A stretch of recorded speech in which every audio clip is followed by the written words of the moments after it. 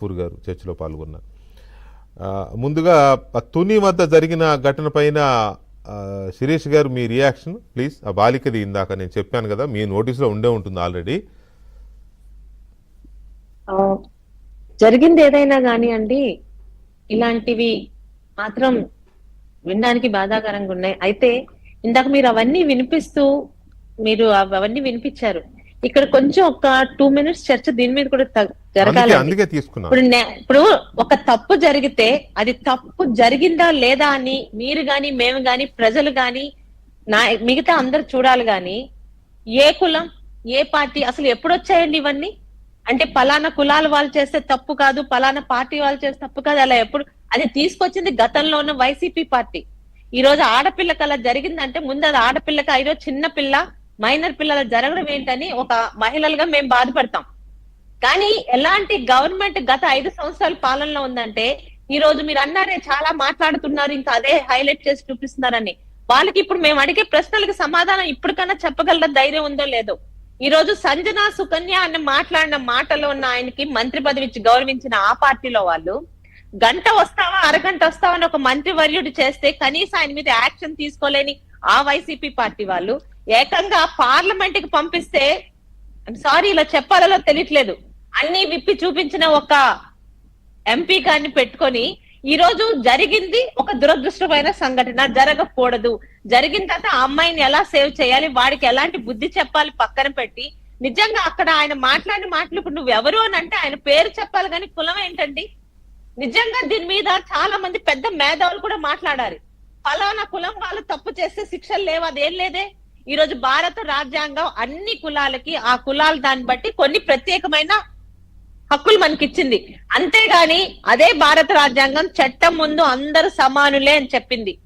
ఈ రోజు ఎలాగా ఈ వైసీపీ నాయకులు అధికారంలో ఎలా తయారు చేశారంటే, వీళ్ళే ఒక దళితుడిని హత్య చేసిన వాడిని పక్కన కూర్చోబెట్టుకొని మరి బెయిల్ ఇచ్చి తీసుకొని వచ్చి అసెంబ్లీలో పక్కన కూర్చోబెట్టుకున్న ఈ పార్టీ ఈరోజు ఏం మాట్లాడుతున్నారు? జరిగిన దాని మీద యాక్షన్ తీసుకోవాలి, అది వెంటనే నిజ నిజాలు తెలుసుకొని ఆ పెద్ద మనిషికి ఆ అమ్మాయితో మాట్లాడించి వాళ్ళ తల్లిదండ్రుల తాలూకా వాళ్ళు ఏమనుకుంటున్నారు చేసి వాళ్ళకి శిక్షించాలి.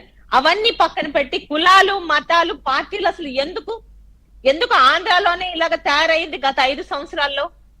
అమ్మాయి మీద జరిగింది తప్పు కదా, వెంటనే యాక్షన్ తీసుకోవాలి. అంతేగాని మీరు అన్నట్టు దాన్నే పెద్ద చేసి అది జరిగింది నిజంగా ఒక దురదృష్టకరమైన సంఘటన, జరగకూడదు జరిగింది, వెంటనే ఆ అమ్మాయి అదృష్టం కొద్దీ అక్కడ ఒక వ్యక్తి అమ్మాయిని కాపాడారు, వాళ్ళ తల్లిదండ్రులు పిలిపించి అమ్మాయితోని జరిగింది వాస్తవం కనుక్కొని వెంటనే అతనికి శిక్ష ఇప్పించండి. ఈ రోజు మాట్లాడుతున్న ఈ సో కాల్డ్ వైసీపీ నాయకులే రేపు ఉదయం కులాలతో మళ్ళీ అదే విషయాన్ని బయటకు తీసుకొస్తారు. అదే కదా, ఎందుకంటే గత 5 సంవత్సరాలుగా చూస్తూ ఈ రోజు చూస్తున్నాం. ఈ విషయంలో ఒక విషయం చెప్పాలి. పలాసలోని గత వారం రోజుల క్రితం ఒక ధర్నా జరుగుతున్నప్పుడు ఒక మహిళా కానిస్టేబుల్ మీద ఒక వైసీపీ నాయకుడు అసభ్యకరమైన రీతిలో వెనక నుంచి భర్త తప్పితే ఎవరు ముట్టుకోలేని ఆమె మీద చేతులేసి పెట్టుకుంటే సుమోటోగా తీసుకొని ఈ రోజు ఒక ఎస్పీ గారు ఆయన మీద కేసు పెట్టారు. దాని మీద ఎవరు కంప్లైంట్ ఇవ్వకల్లా ఒక మామూలు ఆడపిల్ల రోడ్డు మీద వెళ్ళినా ఎవడో ఒక పురుషుడు అమ్మాయిని ముట్టకూడని చోట ముట్టుకొని వెనక నుంచి ఇదంతా పట్టుకుంటే గుండెల మీద ఎవడైనా కేసు వేస్తారు. దాన్ని పట్టుకొని ఇక్కడ ఉన్న మాజీ పశువుల మంత్రి అర్ధరాత్రి పోలీస్ స్టేషన్ కి వెళ్ళి నానా యాగి చేయడమే కాకుండా పట్టుకున్నందుకు ఆ ఎస్పీ మీద నోటికొచ్చిన వాగడమే కాకుండా ఆ అరెస్ట్ అయిన వ్యక్తి కులాన్ని ఇక్కడ రెచ్చగొట్టాడు. మీ కులం వాళ్ళు వెళ్ళి చెయ్యండి అని. ఏం చేస్తారండి ఆ కులం వాళ్ళు? అంటే ఫలానా వాళ్ళు ఎవరన్నా అమ్మాయి మీద చేసి ముందు వెనకాల పట్టుకుంటే తప్పు కదా? అంటే తప్పు చేస్తే కులం గుర్తొస్తుందా రాజకీయాల్లో? ఈ రోజు ఒక పార్టీ అమ్మాయి ఒక పార్టీ ఎమ్మెల్యేగా కాదు, ఒక మహిళగా నేను కానీ అక్కడ ఉన్న వినుష గారిని అడుగుతున్నాం, తప్పు చేస్తే వాడిది ఏ పార్టీ ఏ కులం కాదు, వాడు తప్పు చేశాడో లేదో చూడండి, తీసుకెళ్లి లోపలేయండి. అదే మేము కోరుకుంటే ఈరోజు అదే జరుగుతుంది కూడా కూటమి ప్రభుత్వంలో. సింపుల్ లాజిక్ అండి. రాజ్యాంగం కులాలకి కొన్ని కులాలకి ప్రొటెక్షన్ ఇచ్చింది, వాళ్ళ హక్కులకు వాళ్ళకు అదనపు భద్రత ఇచ్చింది. అంతేగాని నేరాలకు లేదండి భద్రత. నేరాలకి ఎలాంటి ప్రొటెక్షన్ ఉండదు. కులం పేరు చెప్తే నేరం. కులాల్ని రాజకీయాల్లో ఎలా తీసుకొస్తున్నారంటే ఆ చెప్పిన ఆయన కూడా నువ్వు ఎవరు అని అంటే ఆయన పేరు చెప్పకుండా నేను ఒక కులం చెందిన వ్యక్తులను చెప్పడం బట్టే మనకు అర్థమవుతుంది కదా అంటే దాన్ని అడ్డం ఎలాంటి పెట్టుకుని దీంట్లో ఉన్నామో. ప్రొటెక్ట్ తనను తాను ప్రొటెక్ట్ ఎలా ప్రొటెక్ట్ చేసుకోవాలనుకుంటారనమాట. చేస్తారండి అంటే పలానా కులం వాళ్ళు సపోజ్ ఇక్కడ ఓసీలు ఉన్నాం, బీసీలు ఉన్నాం, ఎస్టీలు ఉన్నాం, ఎస్సీలు ఉన్నాం, అందరూ ఉన్నాం అంటే మీ ఇంట్లో మహిళ మీద కూడా అలాగా చేస్తే కూడా అలాగే ఊరుకుంటారా?